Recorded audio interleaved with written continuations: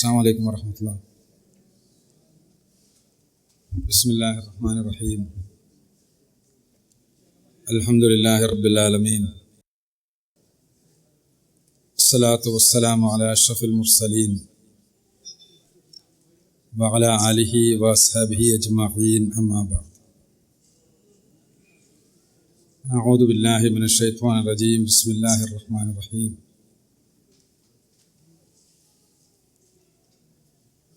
إذا جاء نصر الله والفتح ورأيت الناس يدخلون في دين الله أفواجا فسبح بحمد ربك واستغفره إنه كان توابا.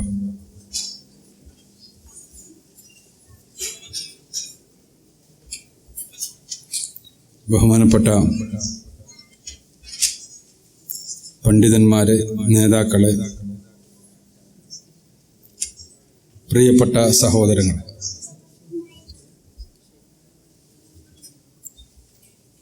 മഹത്തായ learn the ഖുർആൻ ദേശീയ സംഗമത്തിൻ്റെ സമാപന സെഷനിൽ വളരെ പ്രസക്തമായ ഒരു വിഷയമാണ് സംഘാടകർ ചർച്ചയ്ക്ക് വേണ്ടി തിരഞ്ഞെടുത്തിട്ടുള്ളത്.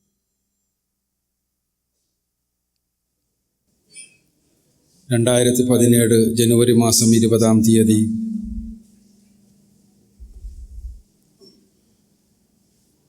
ലോക ചരിത്രത്തിലെ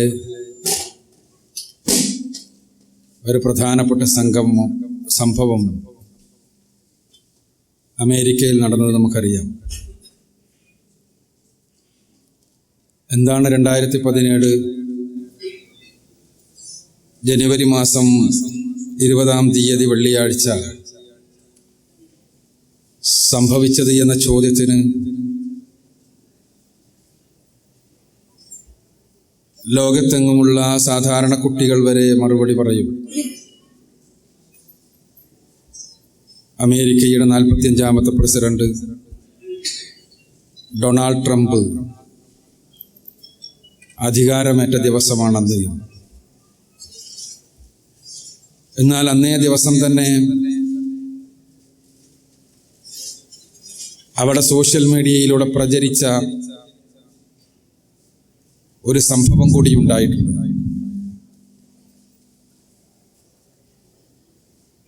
ആ സംഭവം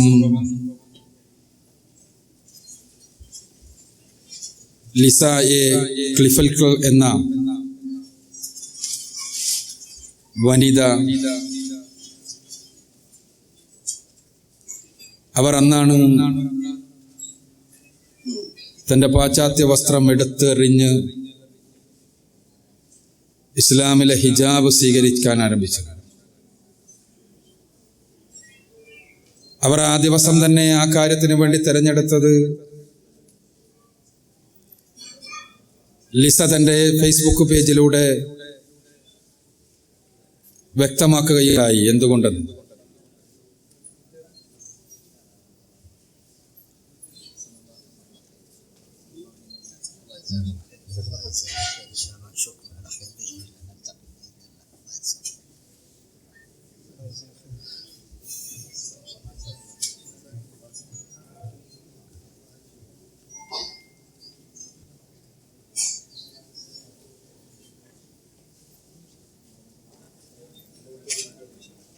അവർ പറഞ്ഞത്,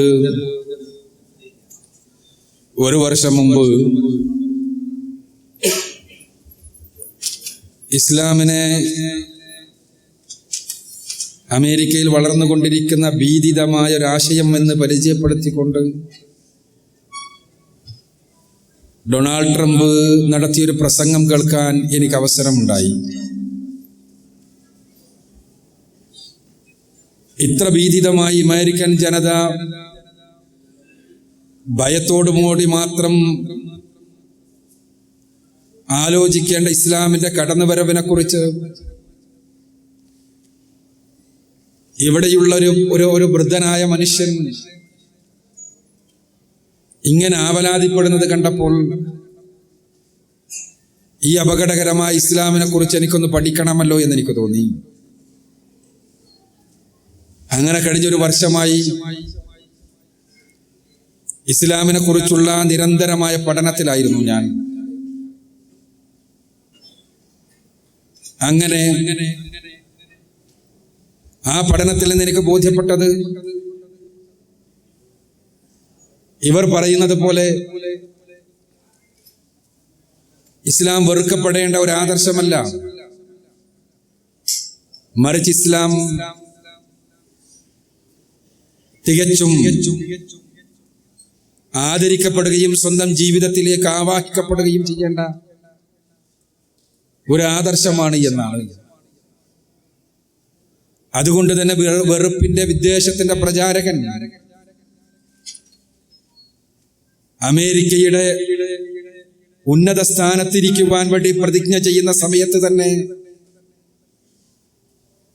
ഞാൻ അദ്ദേഹം ഇവിടെ വിതക്കുവാൻ ഉദ്ദേശിക്കുന്ന ഇസ്ലാം ഭീതിയുടെ ഏറ്റവും അടിസ്ഥാനപരമായ വാക്യമായ 2 ഷഹാദത്തുകൾ ചൊല്ലി എന്റെ ജീവിതത്തിന്റെ വഴിത്തിരിവ് തീരുമാനിക്കുകയാണ്. ഞാനിതാ പാശ്ചാത്യ വസ്ത്രത്തെ വലിച്ചെറിഞ്ഞ് ഇന്ന് മുതൽ ഹിജാബ് സ്വീകരിച്ച് മുസ്ലിമായി ജീവിക്കാൻ തുടങ്ങുന്നു. ലോകത്തെങ്ങും ചർച്ച ചെയ്യപ്പെടുന്ന ഇസ്ലാമോഫോബിയ,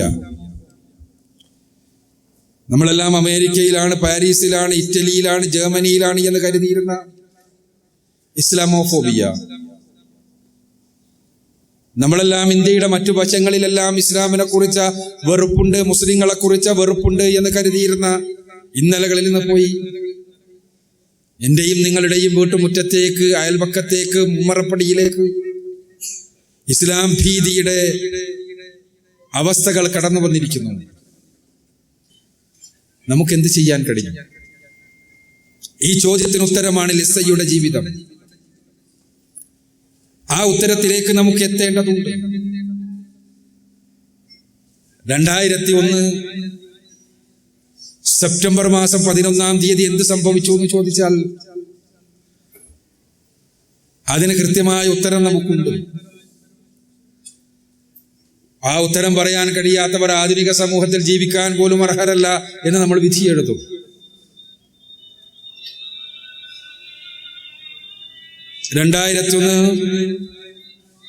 സെപ്റ്റംബർ മാസം 11-ാം തീയതിയാണ് അമേരിക്കയിലെ 2 ടവറുകൾ, വേൾഡ് ട്രേഡ് സെന്ററിന്റെ 2 ടവറുകൾ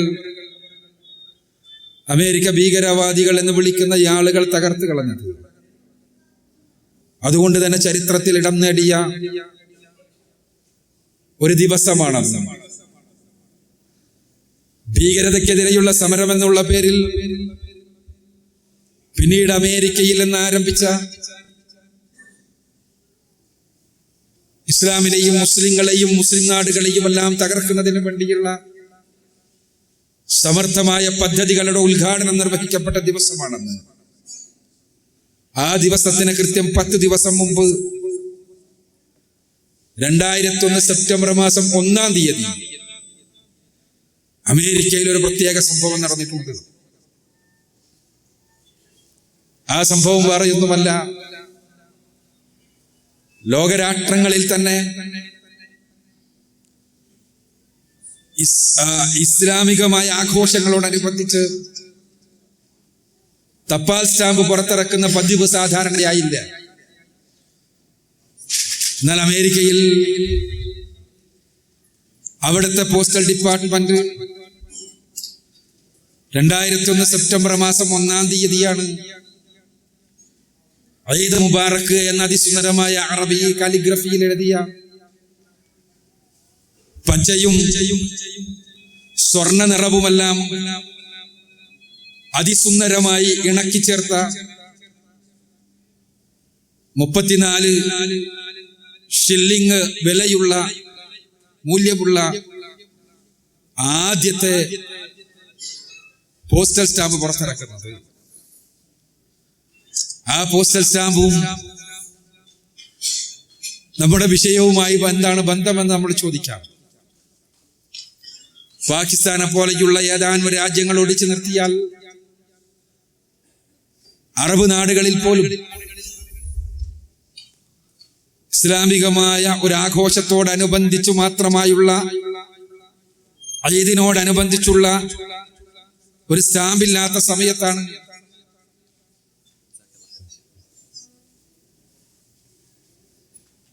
അമേരിക്കയിൽ ഈ സ്റ്റാമ്പ് പുറത്തു വരുന്നത് എന്നതല്ല അതിന്റെ പിന്നിലുള്ള കാര്യം. മറിച്ച് ആ സ്റ്റാമ്പ് പുറത്തു വരുന്നതിന് നിമിത്തമായത് കൊല്ലങ്ങളായുള്ള ഒരു സഹോദരിയുടെ നിരന്തരമായ പരിശ്രമങ്ങളാണ്. ആ സഹോദരി വർഷങ്ങളോളമായി അവിടെയുള്ള വിദ്യാർത്ഥികളെ, മുസ്ലിം വിദ്യാർത്ഥികളെയും അല്ലാത്തവരെയുമെല്ലാം പ്രചോദിപ്പിച്ച് നമുക്ക് ക്രൈസ്തവ ആഘോഷങ്ങൾക്കോടനുബന്ധിച്ച് പുറത്തിറക്കുന്ന സ്റ്റാമ്പുകളുണ്ടെങ്കിൽ എന്തുകൊണ്ട് അമേരിക്കയുടെ മതനിരപേക്ഷ സമൂഹത്തിന് മുസ്ലിങ്ങളുടെ ഒരു ആഘോഷത്തോടനുബന്ധിച്ചൊരു സ്റ്റാമ്പ് പുറത്തിറക്കൂടാ എന്ന് പോസ്റ്റൽ ഡിപ്പാർട്ട്മെന്റിനെ കൊണ്ട് ചിന്തിപ്പിച്ചത് ഒരു പെണ്ണിന്റെ പ്രവർത്തനമാണ്. ആ പെണ്ണിന്റെ 1977 മെയ് മാസം 30-ാം തീയതിക്ക് മുൻപുള്ള പേര് ജാനിസ് ഹഫ് എന്നാണ്. ജാനിസ് ഹഫിന്റെ ചരിത്രം ഇസ്ലാമോഫോബിയയുമായി ബന്ധപ്പെട്ട ചരിത്രത്തോടൊപ്പം നമ്മൾ വായിക്കേണ്ട ചരിത്രമാണ്. ജാനിസ് ഹഫ് ഒരു അമേരിക്കൻ സാധാരണ ജീവൻ, ക്രൈസ്തവയാണ്, ക്രിസ്ത്യൻ മതപ്രബോധകയാണ്. അതുകൊണ്ട് തന്നെ ക്രിസ്ത്യൻ മതപ്രബോധകയായതുകൊണ്ട് തന്നെ അമേരിക്കൻ ക്യാമ്പസുകളിൽ അധാർമികതകൾ തന്റെ ജീവിതത്തിലേക്ക് വന്നുകൂടാ എന്ന് കരുതി നേരത്തെ വിവാഹിതയായവൾ. ആ വിവാഹത്തിൽ കുഞ്ഞുങ്ങളും ഉണ്ടായി. താൻ റേഡിയോയിൽ നടത്തുന്ന അനൗൺസ്മെന്റുകളാണ് തന്റെ വരുമാന മാർഗം എന്നവർ തന്റെ ജീവചരിത്രത്തിൽ കുറിച്ചിടുന്നുണ്ട്. അത്യാവശ്യം നല്ല രൂപത്തിലുള്ള വരുമാനത്തോടു കൂടി അമേരിക്കൻ യുവാക്കൾ ആഗ്രഹിക്കുന്ന അതിസുന്ദരമായ ശബ്ദത്തിന്റെ ഉടമയായി അവിടെയുള്ള ഒരു റേഡിയോ സ്റ്റേഷനിൽ നിന്ന് അനൗൺസ് ചെയ്യുന്ന ജോലി ചെയ്തിരുന്ന ജാനിസ് അവരൊരു പുതിയ പഠനത്തിന്റെ ഭാഗമായി യൂണിവേഴ്സിറ്റിയിൽ ചേർന്നപ്പോ, യൂണിവേഴ്സിറ്റിയിലെ ക്ലാസ് മുറിയിലേക്ക് കയറി ചെന്നപ്പോ അവരുടെ തന്നെ ഭാഷയിൽ പറഞ്ഞാൽ ഒട്ടകത്തിന്റെ രൂപവും സംസ്കാരവും മണവുമുള്ള കുറെ പെണ്ണുങ്ങൾ ക്ലാസ് റൂമിലുള്ളതിന്റെ ശ്രദ്ധയിൽപ്പെട്ടു. നമ്മുടെ സംസ്കാരവുമായി, നമ്മുടെ നാഗരികതയുമായി, നമ്മുടെ സ്വാതന്ത്ര്യ സങ്കല്പവുമായി ഒരിക്കലും പൊരുത്തപ്പെടാത്ത ഈ കറുത്ത വസ്ത്രത്തിൽ പൊതിഞ്ഞ പെണ്ണുങ്ങളോടൊപ്പം ഇരിക്കാൻ എനിക്കൊരിക്കലും ഇഷ്ടമില്ല എന്നതുകൊണ്ട് എന്റെ ഭർത്താവിനോട് ഞാൻ ഇനി ആ കോഴ്സിന് പോകുന്നില്ല എന്ന് പറഞ്ഞു. ഭർത്താവിനോട് പറഞ്ഞു, നിനക്ക് കർത്താവ് നൽകിയ വലിയൊരു അവസരമാണിത്. ആ കറുത്ത വസ്ത്രത്തിന്റെ ഉള്ളിൽ അടിമത്തത്തിന്റെ ചങ്ങലക്കെട്ടിനുള്ളിൽ കഴിയുന്ന അവർക്ക് ക്രിസ്തുവിന്റെ സുവിശേഷം അറിയിക്കാൻ സാധിച്ചാൽ, അവർക്ക് വിമോചനത്തിന്റെ സുവിശേഷ സന്ദേശം അറിയിക്കാൻ സാധിച്ചാൽ, അവർ ആ സന്ദേശത്തിലേക്ക് ആകൃഷ്ടരായി അവർ ആ വസ്ത്രത്തിൽ നിന്ന് പുറത്തു വരാൻ നിന്നെ ദൈവം നിമിത്തമാക്കിയതാകും. അതുകൊണ്ട് നീ അവിടെ തന്നെ പോകണം എന്ന് ഭർത്താവ് ഉപദേശിച്ചു. ഭർത്താവിന്റെ ഉപദേശത്തിന് പാത്രമായി കോളേജിലേക്ക് ചെന്നു. അവരോട് ചങ്ങാത്തമുണ്ടാക്കി അവരുമായി സംസാരിക്കാൻ തുടങ്ങി. ക്രിസ്തുവിന്റെ മഹത്വത്തെക്കുറിച്ച്, പാപപരിഹാര ബലിയെക്കുറിച്ച്, അത് സ്വീകരിക്കേണ്ടതിന്റെ ആവശ്യകതയെക്കുറിച്ച്, അതിലൂടെ ലഭിക്കുന്ന വിമോചനത്തെക്കുറിച്ചെല്ലാം ഞാൻ അവരോട് സംസാരിച്ചു. അവർ നല്ല നിലയിൽ എന്നോട് പെരുമാറി. പക്ഷേ അവർ ക്രിസ്തുവിന്റെ സന്ദേശം സ്വീകരിക്കാൻ സന്നദ്ധമായില്ല. അപ്പോൾ കേവലം ഉപദേശം കൊണ്ട് മാത്രം കാര്യമില്ല എന്ന് എനിക്ക് മനസ്സിലായി.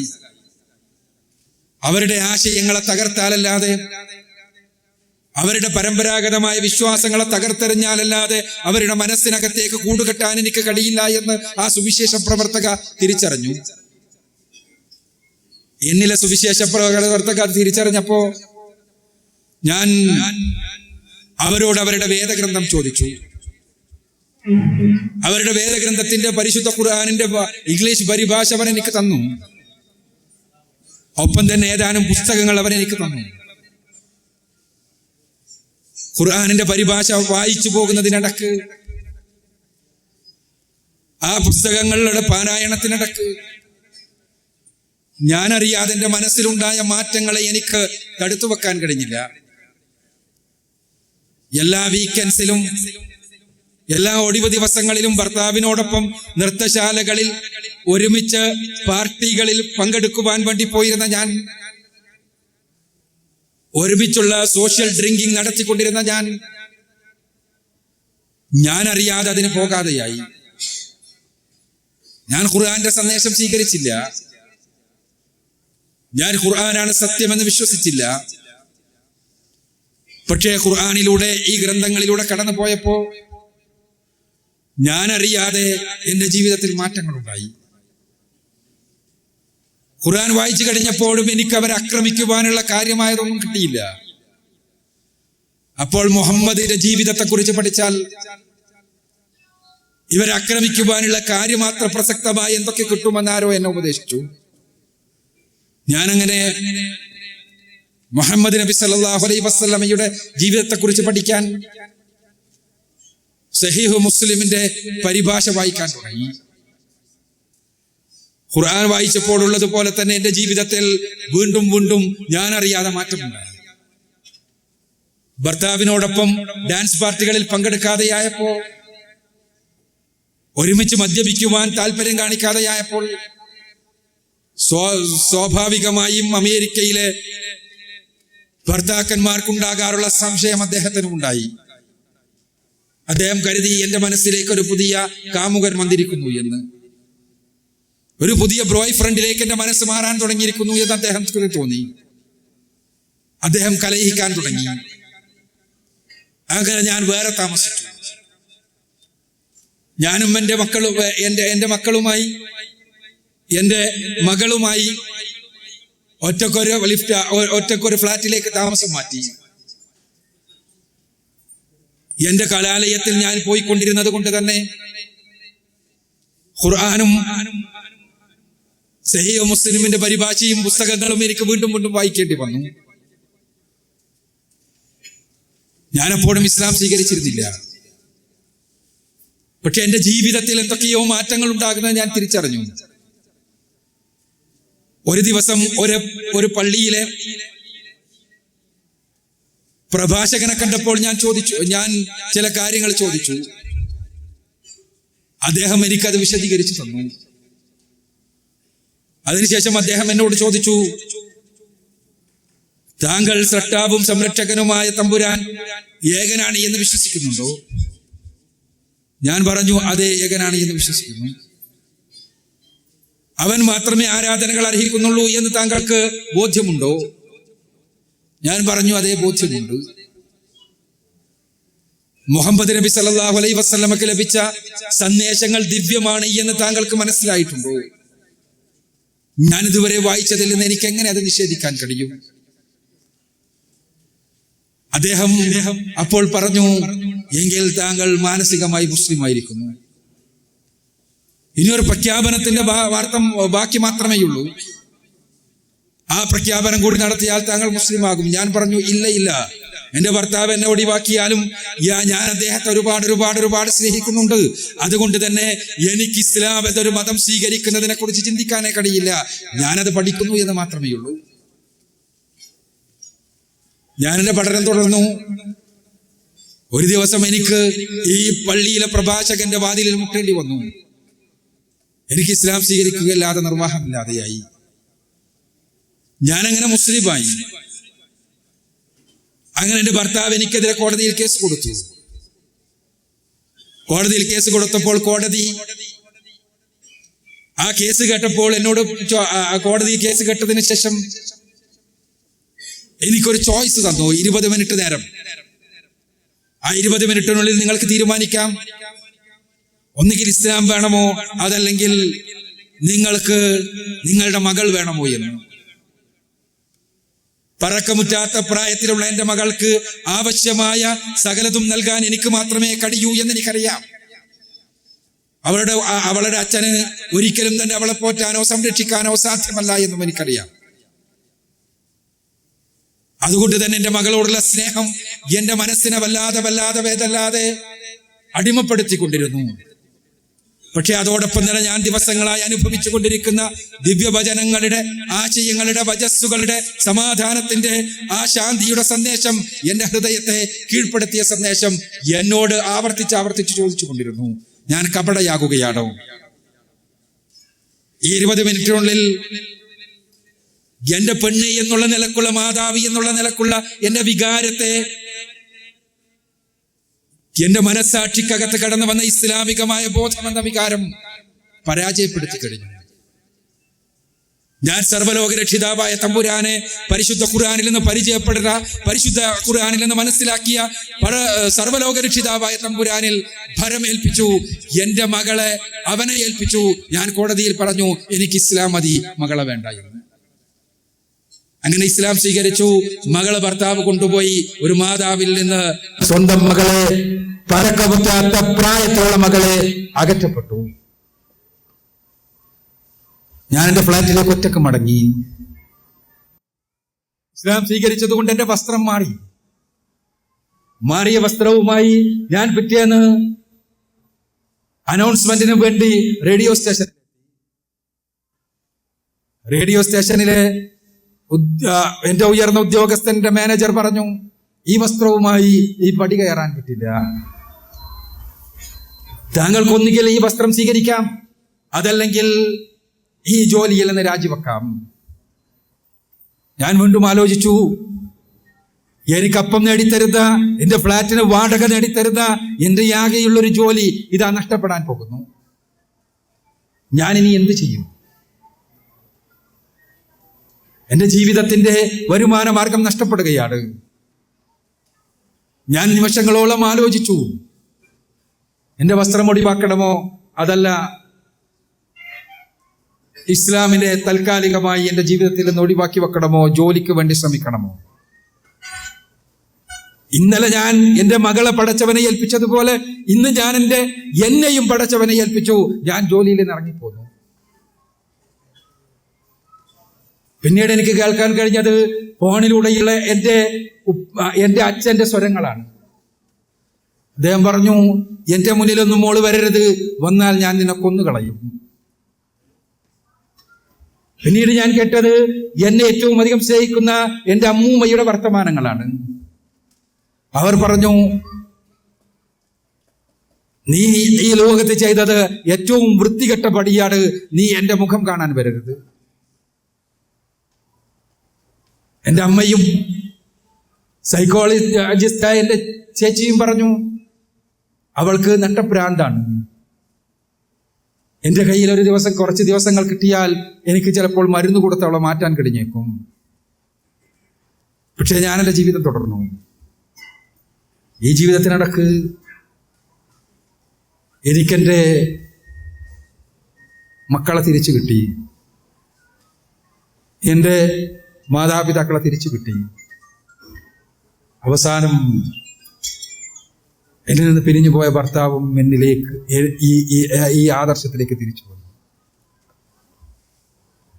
എൻ്റെ അമ്മ ഒരു ദിവസം വിളിച്ചുകൊണ്ട് എന്നോട് ചോദിച്ചു, എന്താണ് മകളെ, നീ ഇപ്പോൾ പ്രസംഗങ്ങൾ നടത്തുന്നു എന്ന് കേട്ടല്ലോ, നീ എന്താ പ്രസംഗിക്കുന്നത്? ഞാൻ ഇസ്ലാമിന്റെ അടിസ്ഥാന സന്ദേശങ്ങൾ അവർക്ക് പറഞ്ഞു കൊടുത്തു. അവർ പറഞ്ഞു, ഇതാണോ, എങ്കിൽ അത് സ്വീകരിക്കാൻ ഞാനും റെഡിയാണല്ലോ. അങ്ങനെ ആദ്യം എൻ്റെ അമ്മൂമ്മ ഇസ്ലാമിലേക്ക് വന്നു, പിന്നീട് എൻ്റെ അമ്മ വന്നു, പിന്നീട് എൻ്റെ അച്ഛൻ വന്നു. നീണ്ട 16 വർഷത്തിനിടയ്ക്ക് ഞാൻ വിവാഹിതയായി പോട്ടു. ആ വിവാഹത്തിൽ എനിക്ക് കുഞ്ഞുങ്ങളുണ്ടായി. എൻ്റെ മകൾ, അകറ്റപ്പെട്ട മകളുമായി എൻ്റെ ഭർത്താവുണ്ട്. 16 വർഷം കഴിഞ്ഞ് ഒരു ദിവസം പഴയ ഭർത്താവിന്റെ കോൾ എനിക്ക് വന്നു. ഞാൻ ആ കോള് കിട്ടിയപ്പോൾ അത്ഭുതപ്പെട്ടു. എന്താണിത്? അദ്ദേഹം പറഞ്ഞു, ഞാൻ 16 വർഷമായി നിന്നെ ശ്രദ്ധിച്ചു കൊണ്ടിരിക്കുന്നു. നീ സ്വീകരിച്ച ആദർശമാണ് ശരിയെന്ന് എനിക്ക് മനസ്സിലായിരിക്കുന്നു. ഞാനിത് ആദർശത്തിലേക്ക് വരികയാണ്. അതിന് ഞാൻ എന്ത് ചെയ്യണം? അവരാണ് പിൽക്കാലഘട്ടത്തിൽ അറിയപ്പെട്ട 2010 മരണപ്പെട്ട ആമിന അസിൽമി എന്നറിയപ്പെട്ട അമേരിക്കൻ വനിത. ആ വനിതയാണ്, അവരുടെ ശ്രമഫലമായിട്ടാണ് അമേരിക്കയിൽ ലോക രാഷ്ട്രങ്ങൾക്ക് തന്നെ മാതൃകയായി ഈദിനോടനുബന്ധിച്ച് ഇന്നും 2011 അത് വീണ്ടും പുതുക്കി അമേരിക്കൻ സർക്കാർ. ഈദിനോടനുബന്ധിച്ചുള്ള പ്രത്യേക സ്റ്റാമ്പ് പുറത്തിറക്കുന്ന ഈ രീതി ഉണ്ടായത്. നമ്മുടെ വിഷയം ഇസ്ലാമോഫോബിയയാണ്. ഇസ്ലാമോഫോബിയ എന്താണ് എന്ന് പറഞ്ഞു തരേണ്ടതില്ല. ഇന്ന് ലോകത്തിന്റെ മുന്നിലുള്ള വലിയ ആയുധമാണ് ഇസ്ലാമോഫോബിയ.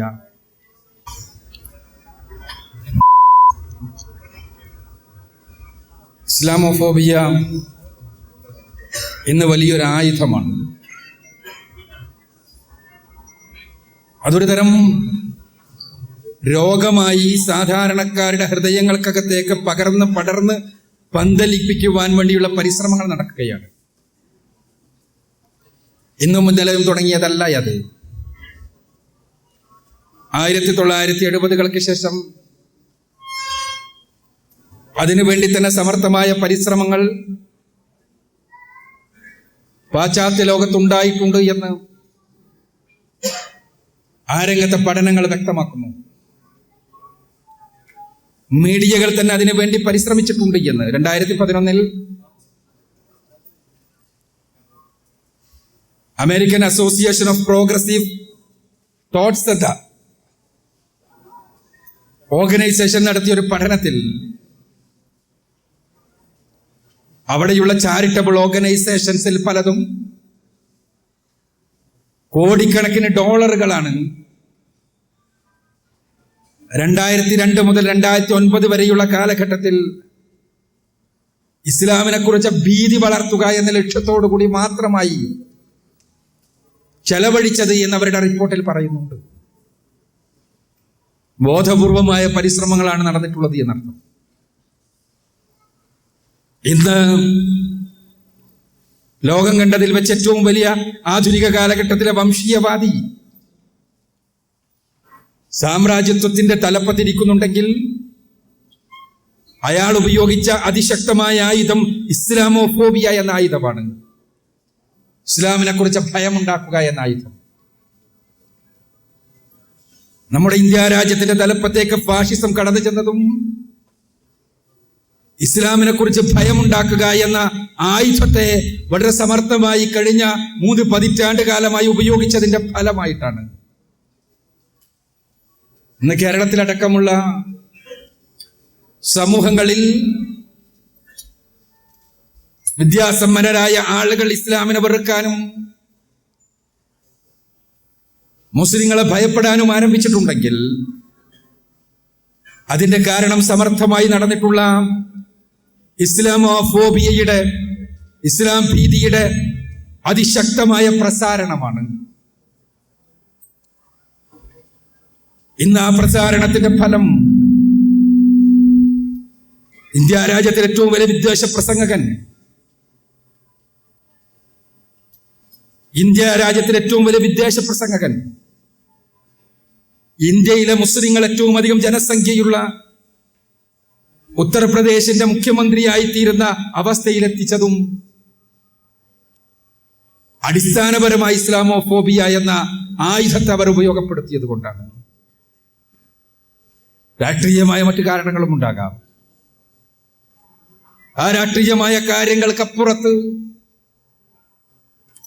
ഇസ്ലാമിനെയും മുസ്ലിങ്ങളെയും കുറിച്ച് ഭീതിയും ഭയവും ഉണ്ടാക്കി. ആ ഭീതിയെയും ഭയത്തെയും വോട്ടാക്കി മാറ്റാൻ കഴിഞ്ഞത് കൊണ്ടാണ് അത്തരം ആളുകൾക്ക് ഇന്ത്യ രാജ്യത്ത് ഭരിക്കുവാൻ കഴിയുന്ന അവസ്ഥാവിശേഷം ഉണ്ടായത്. ഭീതിയോടുകൂടി മലയാളികൾ എന്നുള്ളതൊക്കെ നമ്മൾ അറിയേണ്ടത്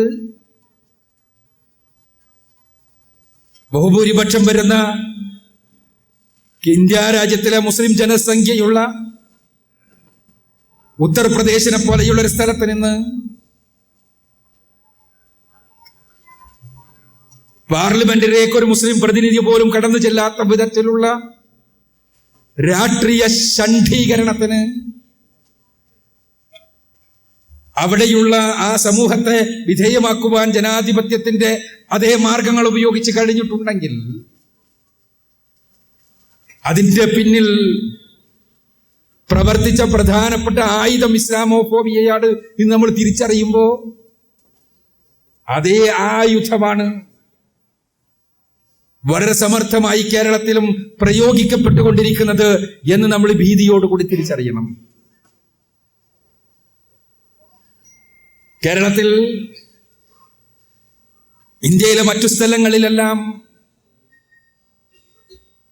രാഷ്ട്രീയ ഫാഷിസം അതിന്റെ അധികാരം ദ്രംഷ്ടുമായ ആ സ്ഥലങ്ങളിൽ കടന്നു ചെന്ന സന്ദർഭത്തിലും ആ സ്ഥലങ്ങളുടെ രാഷ്ട്രീയമായ അധികാരം ഫാഷിസത്തിന്റെ കൈകളിൽ അമർന്ന സന്ദർഭങ്ങളിലും കേരളം വേറിട്ട് നിന്നിരുന്നു. കേരളത്തിൽ ഒരിക്കലും രാഷ്ട്രീയ ഫാഷിസത്തിന് കടന്നു വരാൻ കഴിയില്ല എന്ന് കരുതിയ കാലമുണ്ടായിരുന്നു. ആ സമയത്തെല്ലാം അതിസമർത്ഥമായി സാംസ്കാരിക ഫാഷിസം കേരളത്തിലെ ഭൂരിപക്ഷം വരുന്ന ആളുകളിൽപ്പെട്ട വിദ്യാസമ്പന്നരായ ആളുകളുടെ തലച്ചോറിലേക്ക് ഇഴഞ്ഞിഴഞ്ഞ് കയറിക്കൊണ്ടിരിക്കുകയായിരുന്നു. സാംസ്കാരിക ഫാഷിസവും രാഷ്ട്രീയ ഫാഷിസവും ഫാഷിസത്തിന്റെ രണ്ട് മുഖങ്ങളാണ്. അതിനെക്കുറിച്ച് പണ്ട് പഠിച്ചിട്ടുള്ള സാമൂഹ്യ മനഃശാസ്ത്ര വിദഗ്ധന്മാർ ഇറ്റലിയിലും ജർമ്മനിയിലുമെല്ലാം വളർന്ന് വികാസം പ്രാപിച്ച അവസാനം ആ നാടിന്റെ നാശത്തിന് നിമിത്തമായ ഫാഷിസത്തെയും നാഷിസത്തെയും കുറിച്ച് പഠിച്ചിട്ടുള്ള സാമൂഹ്യ മനഃശാസ്ത്രജ്ഞന്മാർ ഈ രണ്ട് ഫാഷിസത്തെയും വേറിട്ടുകൊണ്ട് അപഗ്രഥിക്കാൻ ശ്രമിച്ചിട്ടുണ്ട്. രാഷ്ട്രീയ ഫാഷിസം സാധാരണക്കാരന്റെ മനസ്സിലേക്ക് കയറി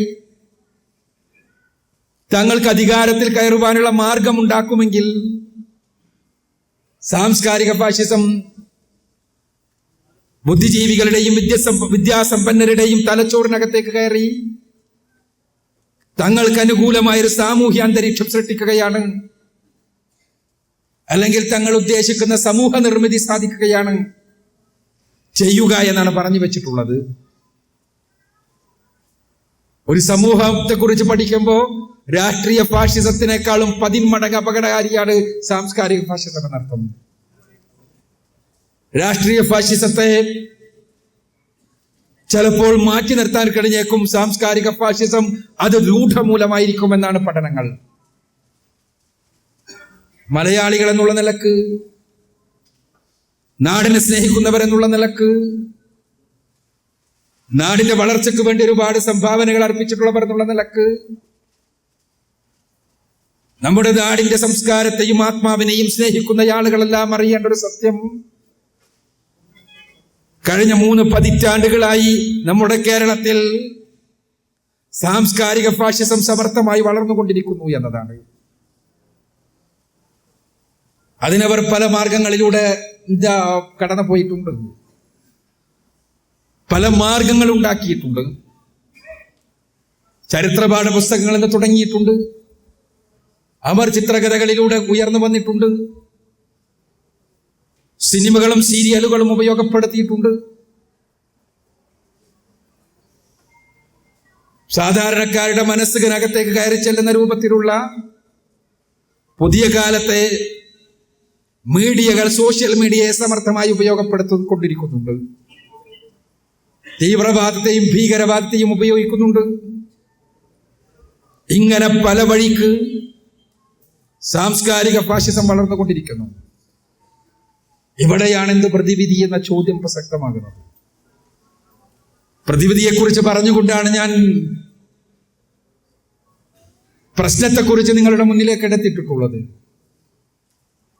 പ്രതിവിധി വേറെയൊന്നുമില്ല.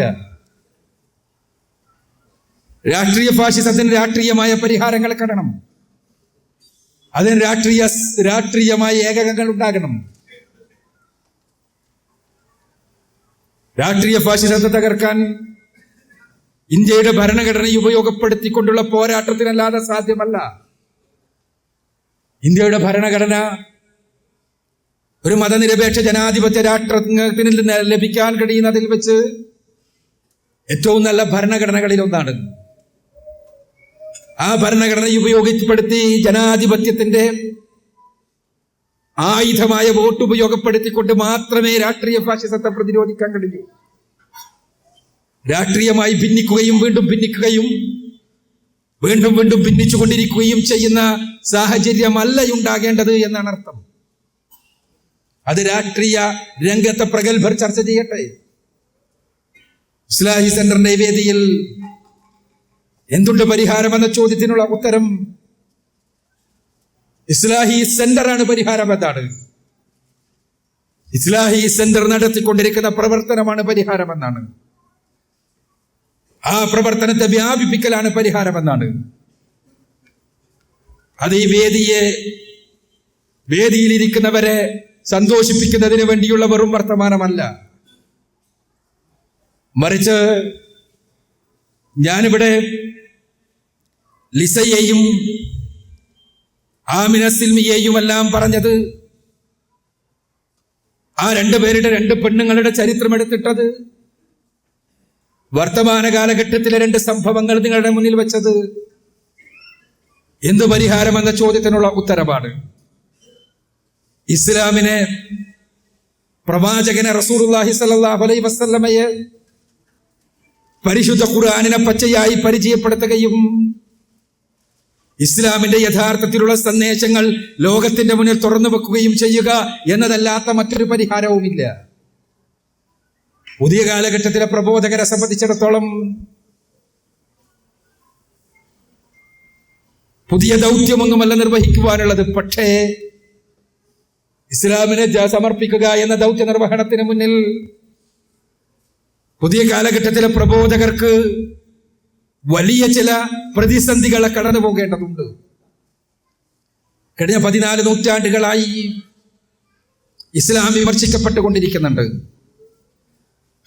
പരിശുദ്ധ ഖുർആനിനെ തെറ്റിദ്ധരിപ്പിക്കുവാൻ വേണ്ടിയുള്ള പരിശ്രമങ്ങൾ 14 നൂറ്റാണ്ടുകളായി നടന്നുകൊണ്ടിരിക്കുന്നുണ്ട്. മുഹമ്മദ് റസൂലുള്ളാഹി സ്വല്ലല്ലാഹു അലൈഹി വസല്ലമയെ നിന്ദിക്കുവാൻ വേണ്ടിയുള്ള പരിശ്രമങ്ങളും 14 നൂറ്റാണ്ടുകളായി നടന്നുകൊണ്ടിരിക്കുന്നുണ്ട്. പക്ഷേ എന്തൊക്കെ തെളിവുകളുടെ അടിസ്ഥാനത്തിലാണോ ഇസ്ലാമിനെതിരെയും പ്രവാചകനെതിരെയും പരിശുദ്ധ ഖുർആനിനെതിരെയുമുള്ള വാദമുഖങ്ങൾ അവതരിപ്പിച്ചിട്ടുള്ളത്, ആ തെളിവുകളെ ഉപയോഗപ്പെടുത്തിക്കൊണ്ട് തന്നെ അതിശക്തമായ മറുപടികൾ ഇസ്ലാമിക പ്രബോധകരുടെ പക്ഷത്തിൽ നിന്നുണ്ടായിട്ടുമുണ്ട്. പരിശുദ്ധ ഖുർആനാണ് തങ്ങളുടെ കൈകളിൽ എന്നുള്ളത് കൊണ്ട് ഒരു പ്രബോധകനും ഒരു പണ്ഡിതനും തലതാഴ്ത്തേണ്ടി വന്നിട്ടില്ല ഇസ്ലാമിന്റെ ശത്രുക്കളുടെ മുന്നിൽ.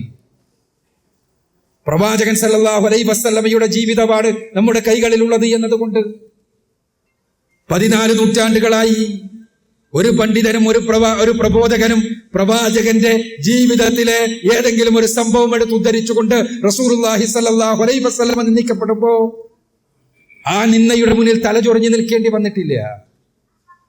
ഇസ്ലാമിനെ അവതരിപ്പിക്കുന്ന സന്ദർഭത്തിൽ, ഇസ്ലാമിനെതിരെ ആരോപണങ്ങൾ ഉന്നയിപ്പിക്കപ്പെടുന്ന സന്ദർഭത്തിൽ ആരോപണങ്ങൾക്ക് ഞങ്ങൾക്ക് മറുപടിയില്ല എന്ന് പറഞ്ഞ് മാളത്തിലേക്ക് ഉൾവലിയേണ്ട ഒരവസ്ഥ ഒരു പണ്ഡിതനും പ്രബോധകനും ഉണ്ടായിട്ടില്ല കഴിഞ്ഞ 14 നൂറ്റാണ്ടുകളായി. കഴിഞ്ഞ 1 നൂറ്റാണ്ട് ഇസ്ലാമിനെതിരെയുള്ള സന്നാഹങ്ങളുടെ ചരിത്രത്തിൽ സവിശേഷമായിട്ടുള്ള ഒരു നൂറ്റാണ്ടാണ്. അതിന് കാരണം മറ്റൊന്നുമല്ല, പുതിയ കാലഘട്ടത്തിലെ രാഷ്ട്രീയ പ്രത്യയശാസ്ത്രം കഴിഞ്ഞ 2 നൂറ്റാണ്ടുകൾക്കിടക്ക് വളർന്നു വന്ന സെക്കുലർ ഡെമോക്രസി, ആ സെക്കുലർ ഡെമോക്രസി ലോകവ്യാപകമായ ഒരു രാഷ്ട്രീയ പ്രത്യയശാസ്ത്രമായി ഉയർന്നു വരികയും ആ സെക്കുലർ ഡെമോക്രസിയുടെ ഭൂമികയിൽ നിന്നുകൊണ്ട് ഇസ്ലാമിക നിയമങ്ങളെ തെറ്റിദ്ധരിപ്പിക്കുവാനും തമസ്കരിക്കുവാനും വേണ്ടിയുള്ള പരിശ്രമങ്ങൾ ഉണ്ടാവുകയും ചെയ്ത കാലഘട്ടമാണത്. കോളനി പ്രവർത്തനങ്ങളുമായി കടന്നു വന്ന പോർച്ചുഗീസുകാർ മുതൽക്ക് ബ്രിട്ടീഷുകാർ വരെയുള്ള ആളുകൾ ഇസ്ലാം സമൂഹത്തിന്റെ ജീവിതത്തെ നിയന്ത്രിക്കുന്ന പ്രദേശങ്ങളിൽ തങ്ങളുടെ അധീശാധികാരത്തിന് വേണ്ടി കടന്നു ചെന്നപ്പോ അവിടെയുള്ള ആളുകളെ അടിമപ്പെടുത്തുന്നതിന് പരിശുദ്ധ ഖുർആനിനെയും തിരുസുന്നത്തിനെയും പഠിക്കുകയും അതിനെതിരെയുള്ള വിമർശനങ്ങളും നിന്ദകളും ഉണ്ടാവുകയും വേണമെന്ന് ബോധ്യപ്പെട്ടതിന്റെ അടിസ്ഥാനത്തിലാണ് ഓറിയന്റലിസം എന്ന ഒരു സ്ഥാപനം തന്നെ ഉണ്ടാകുന്നത്. ഓറിയന്റലിസം പടിഞ്ഞാറിനെ കുറിച്ച പഠനമാണ്, കിഴക്കിനെ കുറിച്ച പഠനമാണ്, ഇസ്ലാമിനെ കുറിച്ച പഠനമാണ് എന്ന് വേണമെങ്കിൽ പറയാം. പാശ്ചാത്യ ലോകം ഇസ്ലാമിനെ കുറിച്ച് അക്കാദമികമായി പഠിക്കുകയും പ്രവാചകൻ സല്ലല്ലാഹു അലൈഹി വസല്ലമയ്ക്ക് ഭീകരമായ സത്വം നൽകി അവതരിപ്പിക്കുകയും പരിശുദ്ധ ഖുർആൻ മുന്നോട്ട് വെക്കുന്ന ആദർശ സംഹിതകളെല്ലാം അധാർമികവും കൊള്ളരുതാത്തവും അപരിഷ്കൃതവുമാണ് എന്ന് വരുത്തി തീർക്കുകയും ഇസ്ലാമിനെ തെറ്റിദ്ധരിപ്പിക്കുവാൻ വേണ്ടിയുള്ള ആയുധങ്ങൾ ഖുർആനിൽ നിന്നും ഹദീസുകളിൽ നിന്നും തന്നെ കണ്ടെത്തിക്കൊണ്ട് അവതരിപ്പിക്കുകയും ചെയ്യുകയാണ് ഓറിയന്റലിസ്റ്റുകൾ ചെയ്തത്. ഇന്ത്യയിൽ മാത്രമല്ല, ലോകത്തുടനീളം. ആ സമയത്തും ഇസ്ലാമിക പ്രബോധകന്മാർ ഏതൊരാശയമാണോ, ഏതൊരാദർശമാണോ, ഏതൊരു കൊട്ടേഷനാണോ, ഏതൊരു ചിന്താഗതിയാണോ ഇസ്ലാമിനും പ്രവാചകനും പരിശുദ്ധ ഖുർആനിനും എതിരിൽ ഉന്നയിക്കപ്പെട്ടത്, അതേ ആയുധത്തെ പ്രത്യായുധമായി ഉപയോഗപ്പെടുത്തി അവരുടെ വിമർശനങ്ങൾക്ക് ഓരോന്നിനും മറുപടി നൽകിയിട്ടുണ്ട്. ഒന്നിനും മറുപടി പറയാതിരുന്നിട്ടില്ല. പ്രവാചകൻ സല്ലല്ലാഹു അലൈഹി വസല്ലമ യുദ്ധമോഹിയായ ഭീകരനായിരുന്നു എന്ന് പറഞ്ഞപ്പോ, പ്രവാചകൻ സല്ലല്ലാഹു അലൈഹി വസല്ലമ പ്രതികാരമൂർത്തിയായിരുന്നു എന്ന് പറഞ്ഞപ്പോ, മക്കയിൽ തന്ത്രപ്രധാനമായി പ്രവാചകൻ സല്ലല്ലാഹു അലൈഹി വസല്ലമ ആളുകളുടെ മനസ്സ് നേടിയെടുക്കാൻ ശ്രമിച്ചപ്പോ, അധികാരം കിട്ടിയതിനു ശേഷം പ്രവാചകൻ ആളുകളെ അടിച്ചമർത്താനാണ് ശ്രമിച്ചത് എന്ന് പറഞ്ഞപ്പോ, യുദ്ധങ്ങൾ പ്രവാചകന്റെ ഒരു വിനോദമായിരുന്നു എന്ന് പറഞ്ഞപ്പോ, യുദ്ധങ്ങളിലൂടെ ആളുകളെ കൊന്നൊടുക്കി സാമ്രാജ്യം സ്ഥാപിക്കാനാണ് പ്രവാചകൻ സല്ലല്ലാഹു അലൈഹി വസല്ലമ ശ്രമിച്ചത് എന്ന് പറഞ്ഞപ്പോ, യുദ്ധമോഹിയായ പ്രവാചകന്റെ വാക്കുകളിൽ, ആ വാക്കുകളായ പരിശുദ്ധ ഖുർആനിൽ കാണുന്നത് യുദ്ധത്തിന്, വെറുപ്പിന് ഉപോത്ബലകമായ വചനങ്ങളാണ് എന്ന് പറഞ്ഞപ്പോ, ഇസ്ലാം ഈ വെറുപ്പിന്റെ പ്രത്യയശാസ്ത്രത്തെ ജനങ്ങളുടെ ജീവിതത്തിലെ സ്വാധീനിക്കുന്നതിന്റെ പേരാണ് എന്ന് പറഞ്ഞപ്പോ, അവർ ഏതൊക്കെ ആശയങ്ങളാണോ മുന്നോട്ട് വെച്ചത് അതേ ആശയങ്ങൾ ഉപയോഗപ്പെടുത്തി, അതേ പ്രത്യയശാസ്ത്ര നിബന്ധകൾ ഉപയോഗപ്പെടുത്തി അവരുടേതായ ഭൂമികയിൽ നിന്നുകൊണ്ട് തന്നെ ഇസ്ലാമിക പ്രബോധകർ മറുപടി പറഞ്ഞിട്ടുണ്ട്. പക്ഷേ ഇന്ന് പുതിയ കാലഘട്ടത്തിൽ ഈ വിമർശനങ്ങൾക്ക് പുതിയ രൂപഭാവങ്ങൾ വരികയാണ്. ഇസ്ലാമോഫോബിയയുടെ കാലം ആരംഭിക്കുന്നത് അങ്ങനെയാണ്.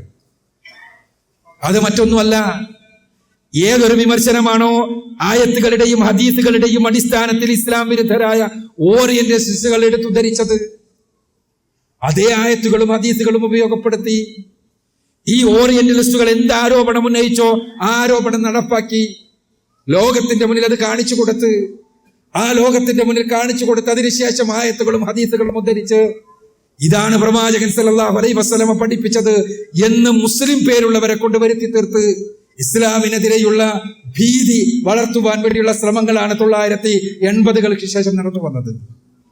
ഇന്ന് അതിന്റെ മൂർത്തി മദ്ഭാവത്തിൽ നിൽക്കുന്നു. മുഖം മൂടി ഏതാനും ആളുകൾ കടന്നു വരുന്നു.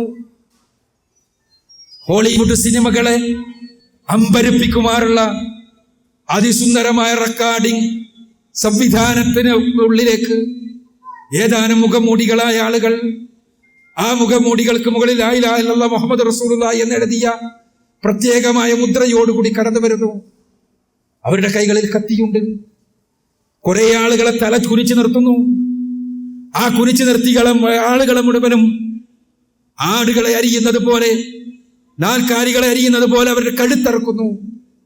അതിനുശേഷം പരിശുദ്ധ ഖുർആനിലെ ആയത്ത് ഓതിക്കേൾപ്പിക്കുന്നു, ഹദീസുകൾ എഴുതി വെക്കുന്നു, പണ്ഡിതന്മാരുടെ ഉദ്ധരണികൾ അതിനുശേഷം പറയുന്നു. ഇത് പുതിയ കാലത്ത് ഇസ്ലാമിക പ്രബോധകർക്ക് നേരിടാനുള്ള ഏറ്റവും വലിയ പ്രശ്നമാണ്. എന്തുകൊണ്ടെന്നാൽ ഇന്നലകളിൽ ആയത്തുകളും ഹദീസുകളും ഉപയോഗപ്പെടുത്തി മറുപടി പറഞ്ഞുവെങ്കിൽ ഇന്ന് ഇതേ പ്രവാചകനെ മുഹമ്മദ് റസൂലുള്ളാഹി സ്വല്ലല്ലാഹു അലൈഹി വസല്ലമയെ തമസ്കരിക്കുവാൻ പ്രവാചകന്റെ ആളുകൾ എന്ന രൂപത്തിൽ വേഷം കെട്ടിയവർ പ്രവാചകൻ സല്ലല്ലാഹു അലൈഹി വസല്ലമ പഠിപ്പിച്ച ആശയങ്ങളുടെ പ്രചാരകരും പ്രയോക്താക്കളുമാണ് ഇത് ലോകത്തിന്റെ മുന്നിൽ ആണയിടുന്നവർ.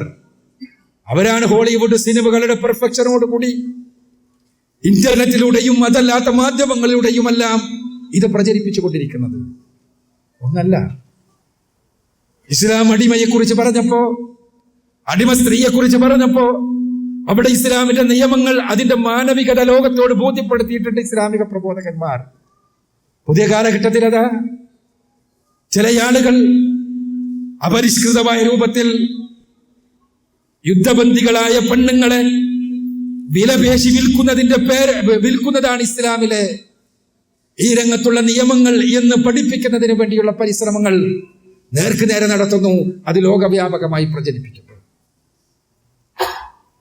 പ്രവാചകൻ സല്ലല്ലാഹു അലൈഹി വസല്ലമ പ്രവാചകനെതിരെ എന്തെങ്കിലും പറഞ്ഞാൽ അവരുടെ തലയറുക്കുവാനും അവരെ നിഷ്കാസനം ചെയ്യാനും അവരെ തകർക്കുവാനും അവരെ നശിപ്പിക്കുവാനും ശ്രമിച്ചവനാണ് എന്ന് കഅബ് ഇബ്നു മാലിക്കിന്റെയും വ്യത്യസ്തങ്ങളായ സംഭവങ്ങൾ ഉദ്ധരിച്ചുകൊണ്ട് ഇസ്ലാമിന്റെ വിമർശകന്മാർ പറഞ്ഞപ്പോൾ,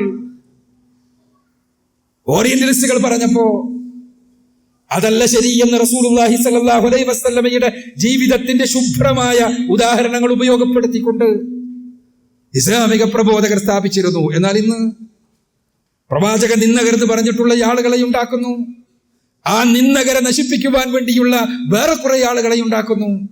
അവർ രണ്ടു കൂട്ടരും ലോകത്തിന്റെ മുന്നിൽ പ്രത്യക്ഷപ്പെട്ട് ഇസ്ലാമിന്റെ പ്രയോക്താക്കളായി പ്രവാചക നിന്ദകരെ എന്ന് പറയുന്ന ആളുകളെ അവരെ നശിപ്പിക്കുന്ന, അവരെ തകർക്കാൻ വേണ്ടി തയ്യാറായി എന്ന് പറയുന്ന ആളുകളെ അവതരിപ്പിക്കുന്നു. ഇങ്ങനെ ഇതെവിടെയും നിൽക്കുന്നതല്ല.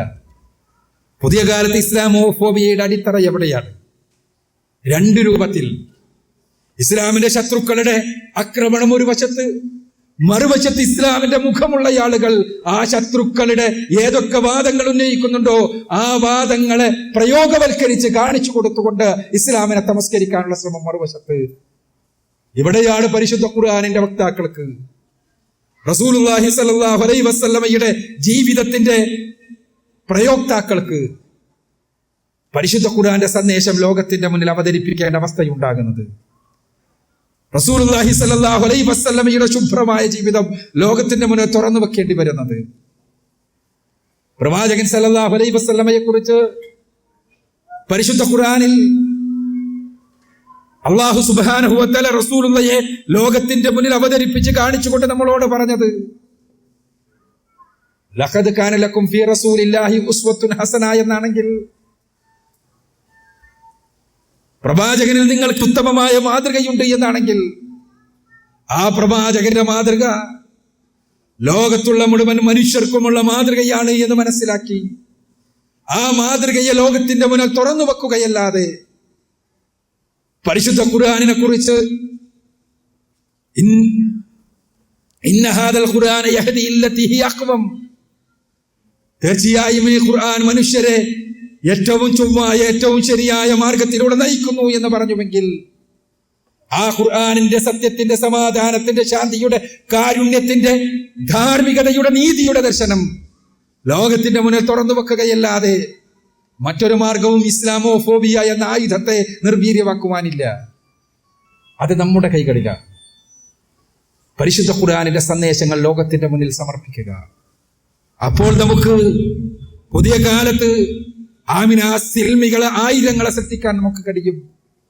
പുതിയ കാലത്ത് ലിസയെ പോലെയുള്ള 10,000 സൃഷ്ടിക്കാൻ നമുക്ക് സാധിക്കും.